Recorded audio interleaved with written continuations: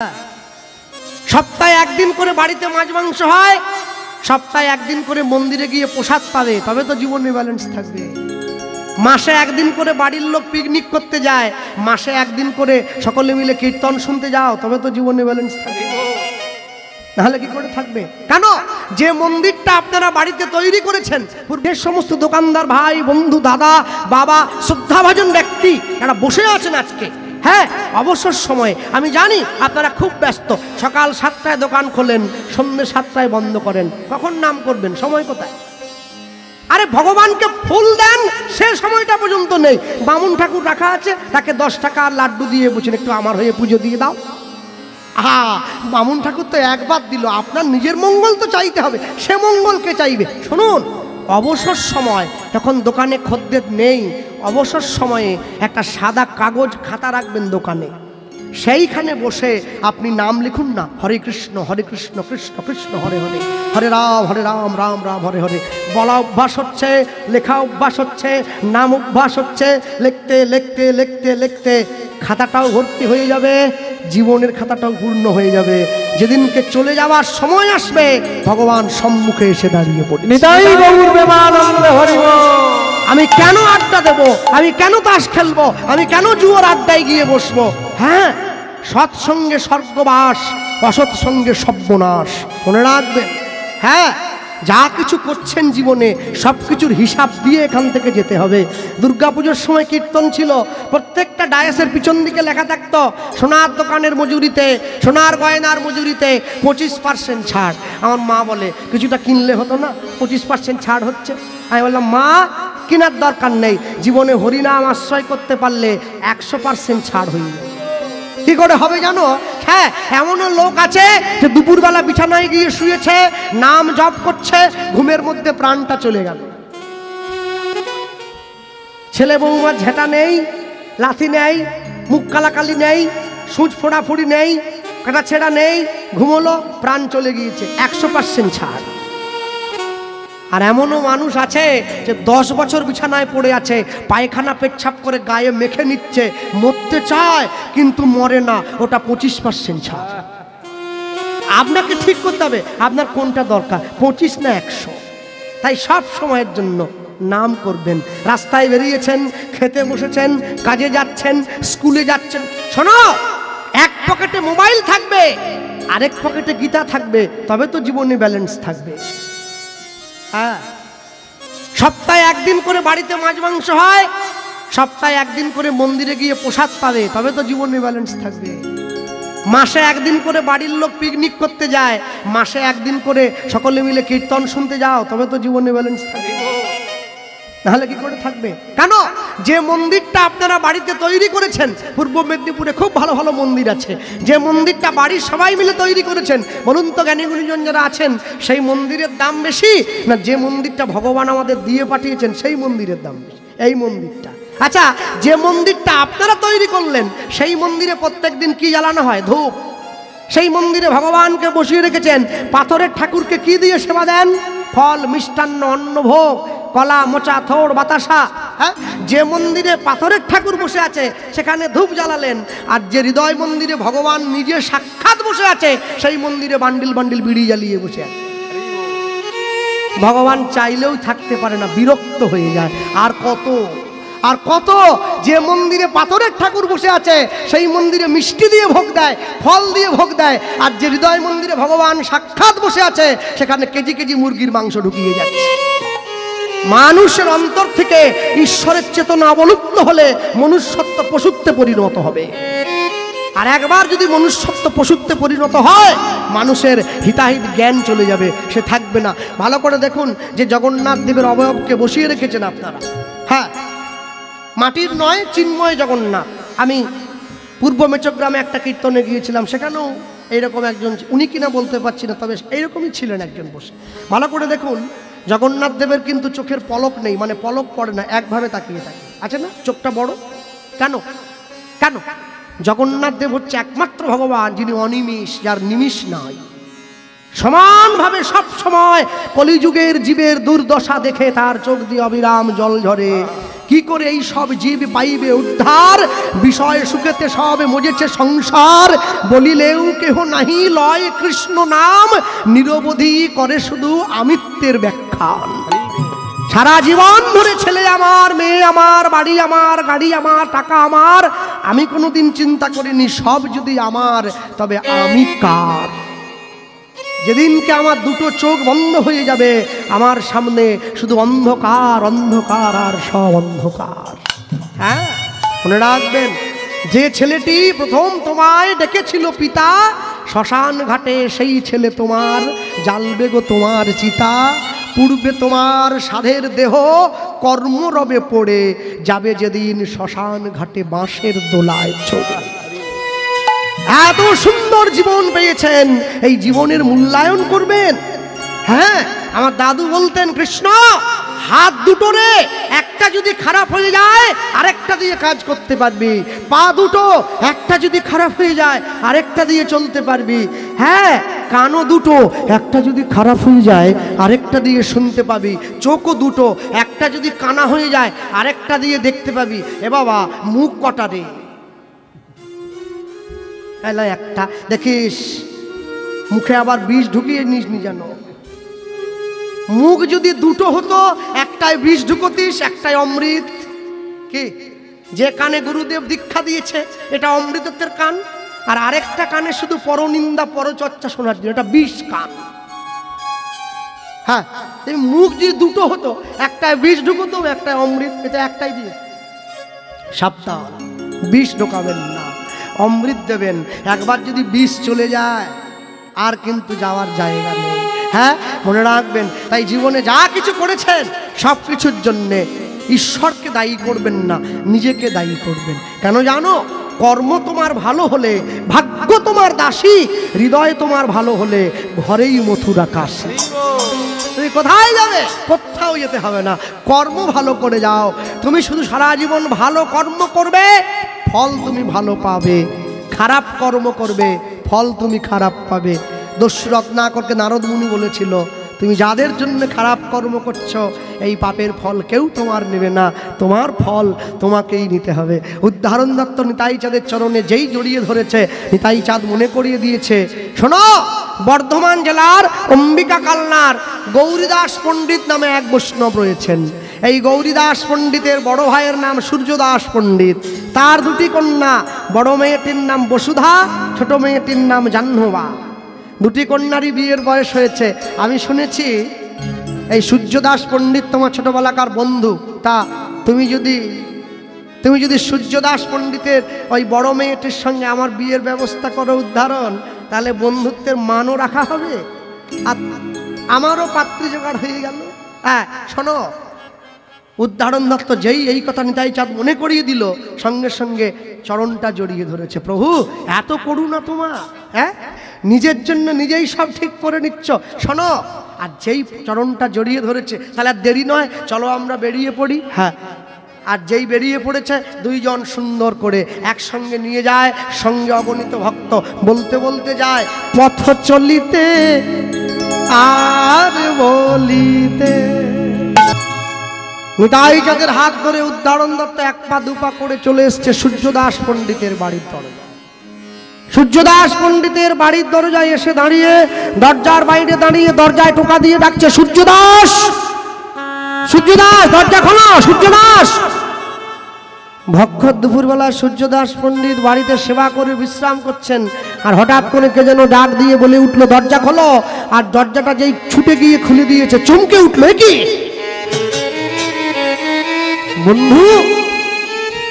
ছুটে গিয়ে উদাহরণ দত্তকে বক্ষ মাঝে জড়িয়ে ধরলো, আয় বন্ধু, আমার বুকে আয়।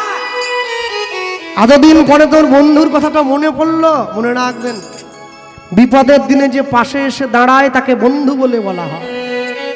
বিপদের দিনে নিজের পকেটের পয়সা দিয়ে যে আপনার উপকার করে ওকে বলে বান্ধব।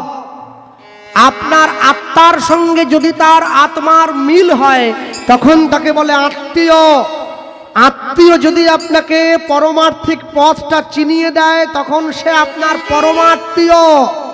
আর যারা 6 মাসে 9 মাসে আপনার বাড়িতে এসে মাছ মাংস খেয়ে আপনার নিন্দা করে চলে যায় ওকে বলে কুটুম। ওরা আপনারই খাবে, আবার আপনারই নিন্দা করবে। হ্যাঁ, জীবনে কুটুম করবেন না, করলে আত্মীয় করুন। সেই বন্ধু বন্ধু নয়, সেই পিতা পিতা নয়, সেই মাতা মাতা নয়, যে আপনাকে গৌর গোবিন্দের পথ থেকে দূরে সরিয়ে দেয়। হ্যাঁ, হিরণ্যকশিপু তো বারবার প্রহ্লাদকে আঘাত করছে।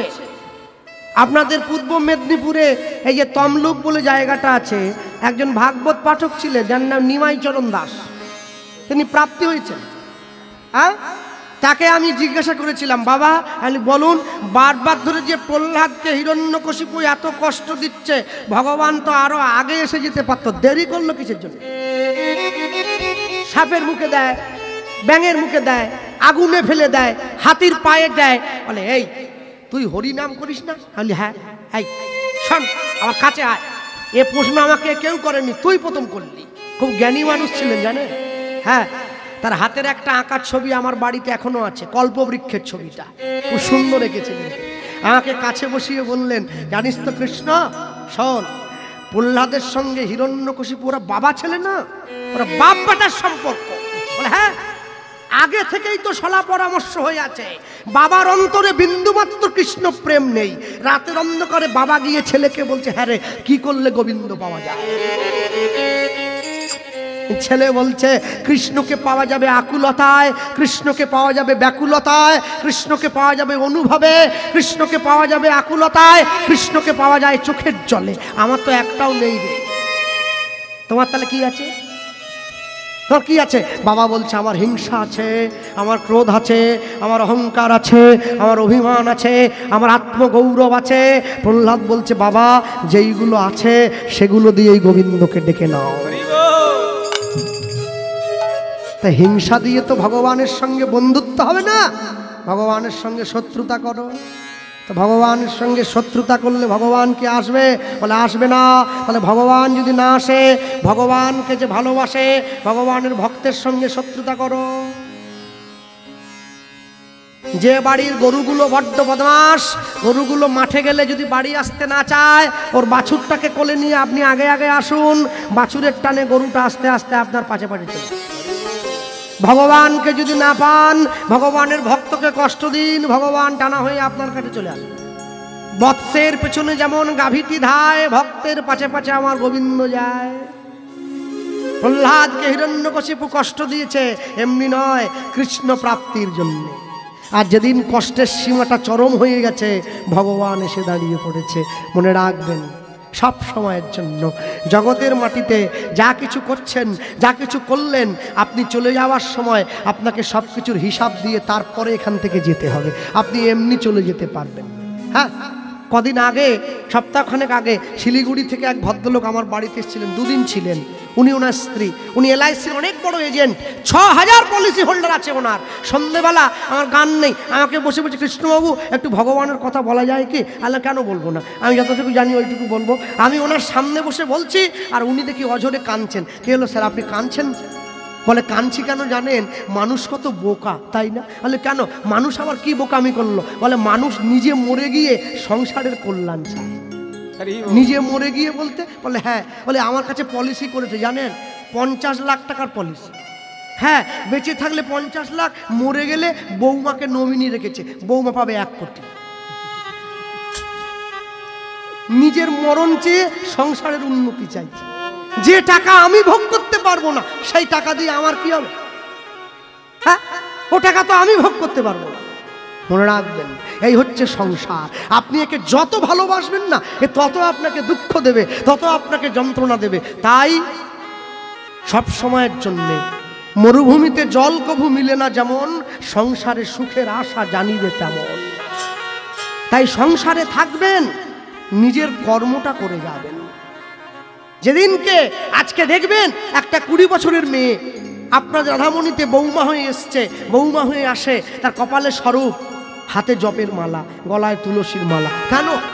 কেন বলুন তো? সে জানে আমার সব কিছু পড়ে থাকবে, আমাকে চলে যেতে হবে। তাই আমাকে নিজের কর্মটা নিজেকে করে যেতে হবে। হাতে কাজ, মুখে নাম সদাই করিবে, তুমি না ডাকিলেও কৃষ্ণ তোমারে ডাকিবে। তাই জীবনে যা কিছু করবেন, আমি সহজ সরল ভাষায় বলে দিলাম, কোনো জটিলতা নেই এর মধ্যে। ভগবানকে কখনো ভুলবেন না, ঈশ্বরকে সামনে রেখে পথ চলুন। আপনার জীবনে দুঃখ এলেও ঈশ্বর সেই ভার বহন করবে। আপনি নিজের সামনে থাকুন, ঈশ্বরকে পিছনে রাখুন, আপনি পদে পদে কষ্ট অনুভব করবেন। যেদিনকে দুপুরবেলায় প্রসাদ পাবেন মহোৎসবে, রাত্রিতে বাড়িতে নিরামিষ সেবা করবেন, তবে তো প্রসাদের ক্রিয়া হবে।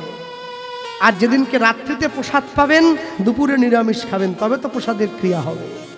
আমার বড় কষ্ট হয় জানেন, আমি যখন দেখি মহোৎসবের প্রসাদ, সবাই তো আসতে পারে না, মা তার ছেলের জন্য একটা কৌটো এনেছে, ছেলে চাকরি করে, ছেলের জন্য বয়ে নিয়ে যাচ্ছে। তা যখন বয়ে নিয়ে গেল, যখন ছেলে অফিস থেকে এলো, অন্নটা ভালো আছে, কুমড়ো নষ্ট হয়ে গেছে, পটল নষ্ট হয়ে গেছে, মা বলছে খোকা একটা ডিম ভেজে দিয়ে খেয়ে নে। আর কবে মানুষের বোধ জাগবে? আমার বোধ নেই, আমি বুঝে পাই না। দিনের পর দিন, রাতের পর রাত বসে হিসেব করি, মানুষ প্রসাদ আর ভাত গুলিয়ে ফেলেছে। হ্যাঁ, পরমাত্মার সেবার পরে, হরিভক্তি বিলাসে বলা হয়েছে, পরম ব্রহ্মের আস্বাদনের পরে যা কিছু পড়ে থাকবে তাকেই বলে পরৌষাদ বা প্রসাদ। পরম ব্রহ্ম আমার শ্রী গোবিন্দ, তার সেবার পরে যা পড়ে আছে সেই তো প্রসাদ। হ্যাঁ, তারপরেও তো শান্ত নয়। মহাপ্রসাদে গোবিন্দে নমো ব্রহ্মণে বৈষ্ণবে স্বল্পপুণ্যপতাং রাজন নিঃশ্বাসই পূজায়তে শরীর অবিদ্যা জাল জড়েন্দ্রিয় তায়ে কাল তায়ে পেলে বিষয় সাগরে তার মধ্যে জিহাবতী লোভময় সুদূরবতী, তাকে যে তা কঠিন সংসারে কৃষ্ণ বড় দয়াময় করিবারে জিহা জয় সপ্রসাদ অন্ন দিল সেই অন্নামৃত পাও রাধা কৃষ্ণের গুণ গাও প্রেমে ডাকো চৈতন্য প্রেমে ডাকো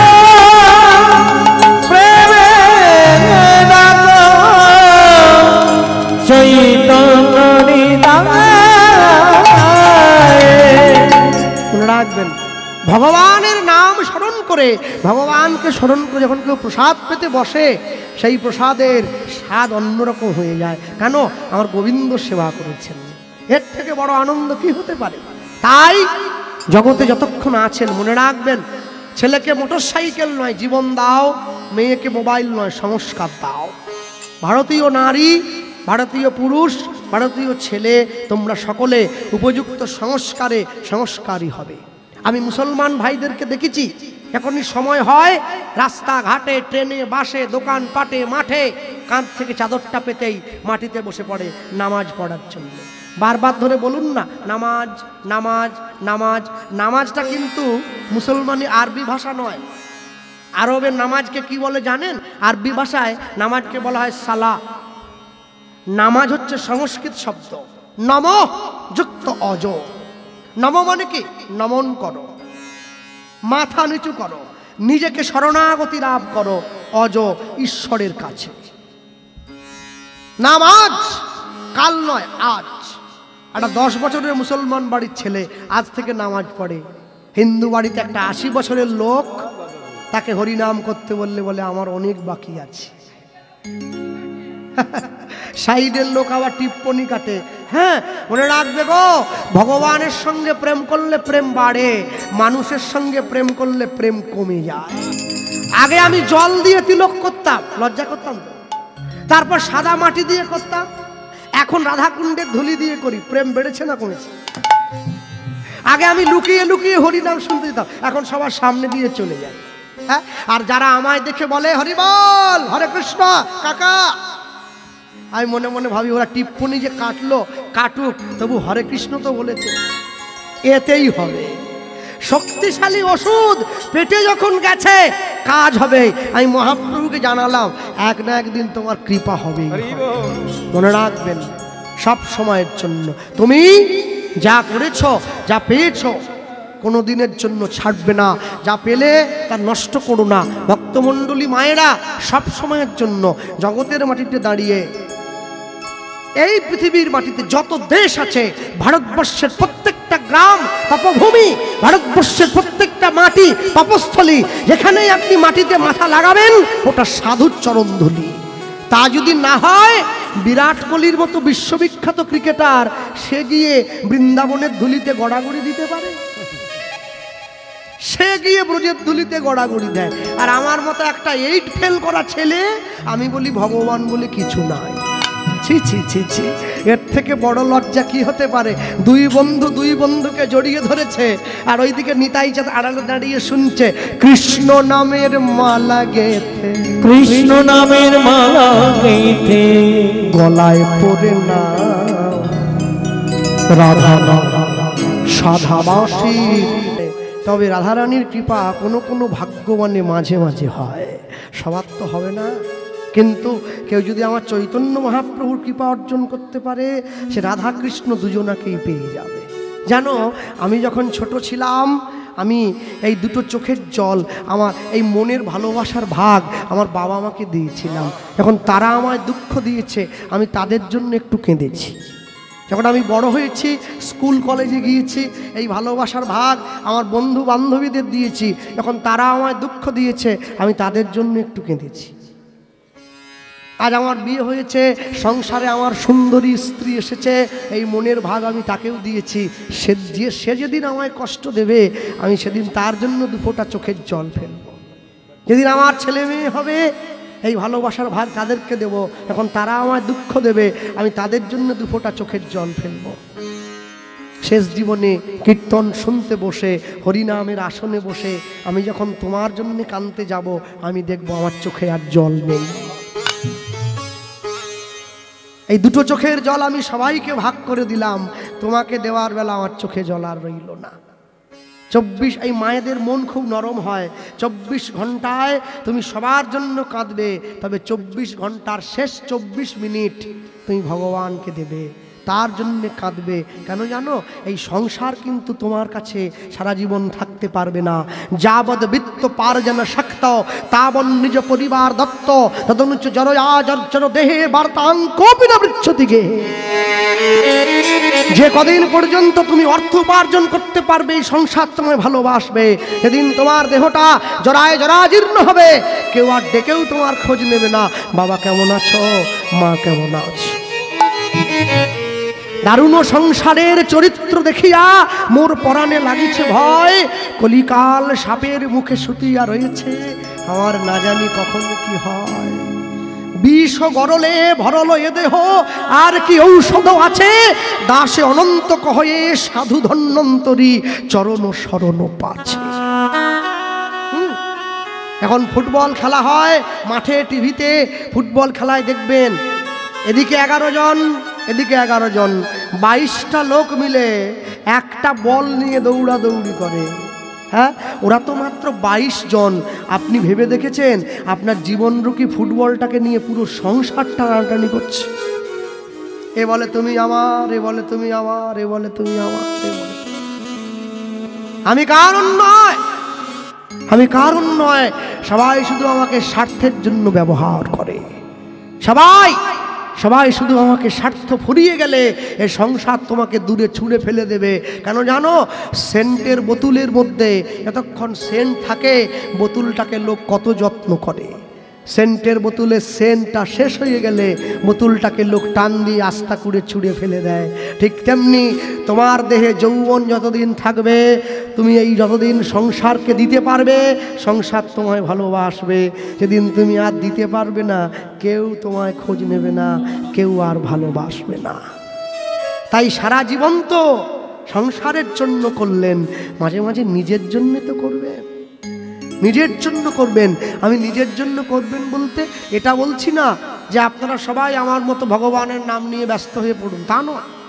24 ঘন্টা সময়ের মধ্যে আমি তো 24টা মিনিট তার চরণে দিতে পারি। এতে আমার দুঃখ কি, এতে আমার কষ্ট কি? আর এতে আমার দুঃখ যদি হয়, এতে আমার কষ্ট যদি হয়, কেন জানো?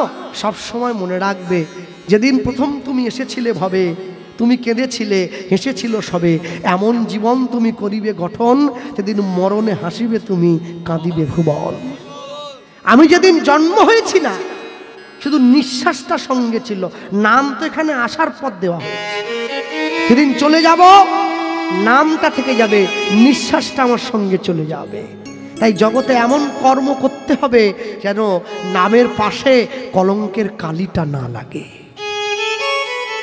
যিনি ইস্কনের বর্তমান অধ্যক্ষ রয়েছেন জয়পতাকা স্বামী মহারাজ। আমি যদিও সেই মতের সেই পথের নয়, তবু তাকে আমি শ্রদ্ধা করি, তার জীবনচরিত আমি পড়েছি।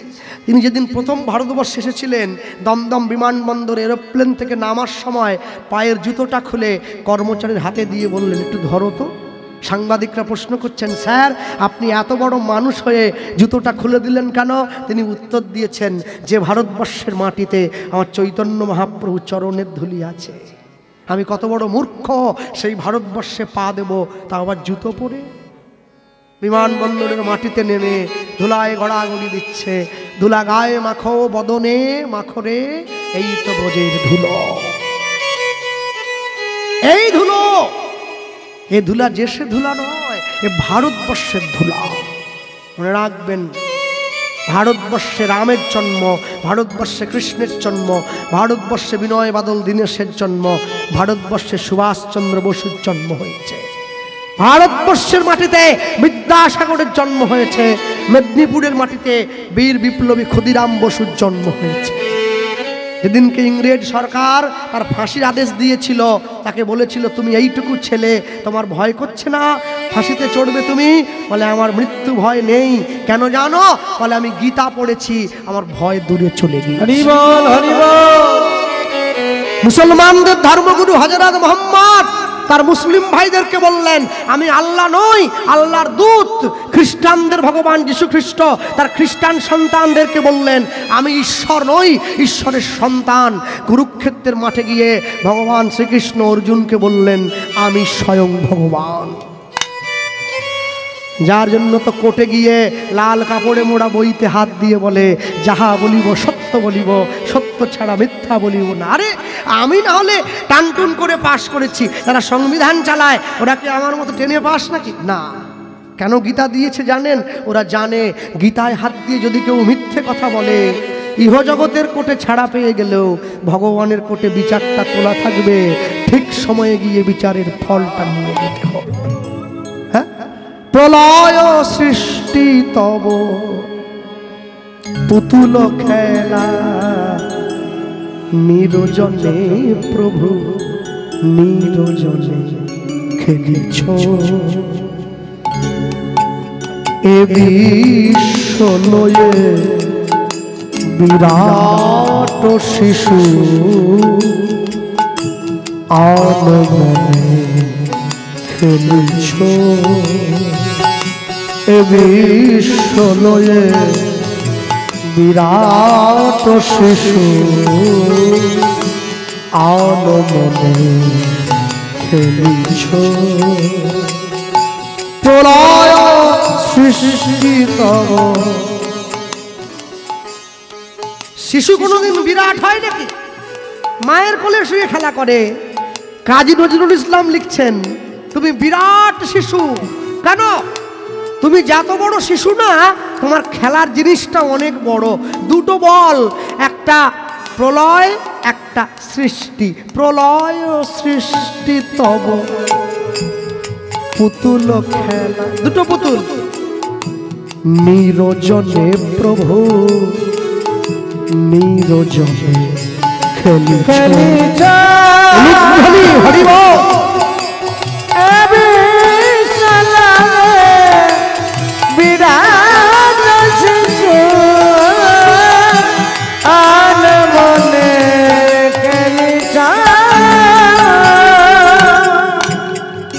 ভারতবর্ষের রাষ্ট্রপতি প্রণব মুখোপাধ্যায় ছিলেন, তিনি লন্ডনে গিয়েছিলেন। লন্ডনের সাংবাদিকরা ভারতীয় সংস্কারকে ছোট করবার জন্যে তাকে প্রশ্ন করলেন, আচ্ছা স্যার আপনি রাষ্ট্রপতি, ভারতবর্ষের সর্বোচ্চ ক্ষমতা অধিকারী। বলে হ্যাঁ। বলে আচ্ছা বলুন তো, দেখুন আমাদের লন্ডনের মানুষগুলোর গায়ের রং একবারে চকচকে ফর্সা। বলে হ্যাঁ। আচ্ছা আপনারা ভারতবর্ষের মানুষগুলো এরকম শ্যামলা কেন? মানে কিরম যেন একটা ম্যাডমেডের রং, ম্যাডমেডের রং। উনি বুঝে নিয়েছেন আমার দেশকে ছোট করছে, দেশকে বদনাম করতে দেব না। হ্যাঁ শোনো, জানো তো যাকে তোমরা গড বলো তাকে আমরা ভগবান বলি, যাকে তুমি আল্লাহ বলো, যাকে তুমি খোদা বলো তাকে ভগবান বলি। ভগবানের না একদিন খুব খিদে পেয়েছিল। বলে হ্যাঁ। ভগবান রুটি বানিয়েছে, প্রথমে একটা রুটি বানিয়েছে, ওটা ভাজাই হয়নি, কাঁচা রয়ে গেছে, সাদা, ওটা তোমরা কি করে খাবো কাঁচা রুটি? এরপরে ভগবান রুটি আরেকটা বানালো, ওটা পুড়ে গিয়েছে গো, বেশি ভাজা হয়ে গেছে। আফ্রিকার লোকগুলোকে দেখো, সব কালো কালো, হ্যাঁ করে পুড়ে গেছে। ভগবানের পর শেষটা বানালেন, না পোড়া না কাঁচা, সঠিক ভাজা হয়েছে। আমরা ভারতীয়রা শূন্যে মহা আকাশে তুমি মগ্ন লীলা বিলাসে, শূন্যে মহা আকাশে তুমি মগ্ন বিলাসে।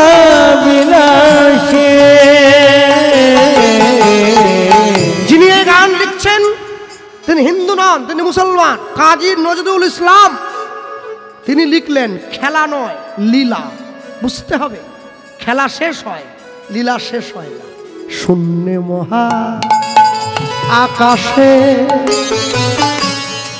তুমি মগ্ন লীলা